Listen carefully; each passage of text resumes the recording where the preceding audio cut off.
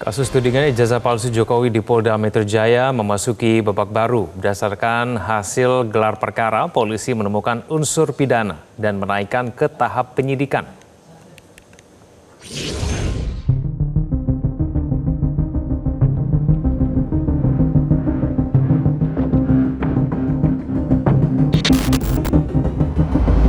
Kasus tudingan ijazah palsu mantan Presiden Jokowi ditangani Polda Metro Jaya memasuki babak baru.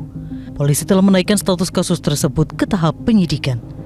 Kabid Humas Polda Metro Jaya Kombes Adi Arisya menyebut keputusan naik ke penyidikan dilakukan usai penyidik melakukan gelar perkara terhadap 6 laporan polisi yang diterima pada 10 Juli 2025. Dari 6 laporan, 4 diantaranya naik ke tahap penyidikan, salah satunya laporan yang dibuat langsung oleh Jokowi. Penyidik mengantongi unsur pidana dan segera menetapkan tersangka. Ujungnya gelar perkara, ada dugaan tindak pidana, maka tahap selanjutnya adalah tahap penyidikan. Di tahap penyidikan tujuannya adalah untuk mengungkap siapa membuat terang peristiwa pidana dan mengungkap siapa tersangkanya. Nah, inilah sekarang di tahap yang kedua ini sekarang. Ya, jadi baru kemarin dilakukan gelar, ditetapkan bahwa ini naik ke tahap penyidikan. Pihak Jokowi merespons atas naiknya kasus tudingan ijazah palsu ke tahap penyidikan. Kuasa hukum Jokowi, Rifai Kusumanegara, melihat kasus ini sudah memasuki tahap yang lebih pasti.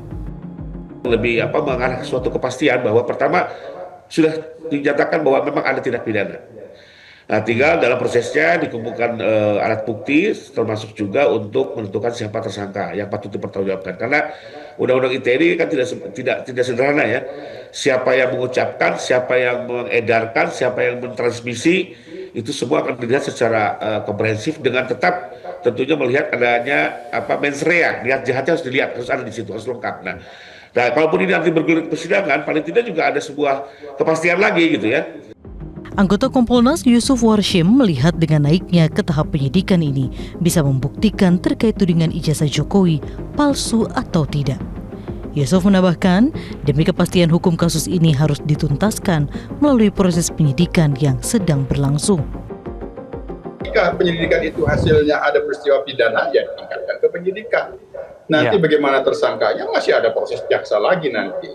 Apakah ada petunjuk-petunjuk jaksa terkait dengan alat bukti yang dijadikan dasar penetapan tersangka, itu masih ada. Tapi sekali lagi kita berharap bahwa melalui proses yang ada di Polda Metro Jaya ini menjadi solusi.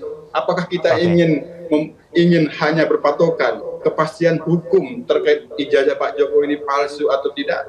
Hanya situ ya harus terus kasus ini sampai pengadilan melalui yang sudah ditingkatkan penyidikannya di Polda Metro Jaya. Tapi kalau bicara tentang kemanfaatan keadilan, tentunya harus ada solusi yang bisa memberikan keadilan semua pihak.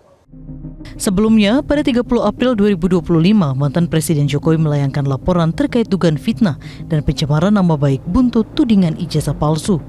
Polisi juga sudah memanggil sejumlah pihak dalam proses penyelidikan laporan tersebut, seperti mantan Menpora Roy Suryo hingga Tifauzia alias Dr. Tifa. Tim Liputan Metro TV.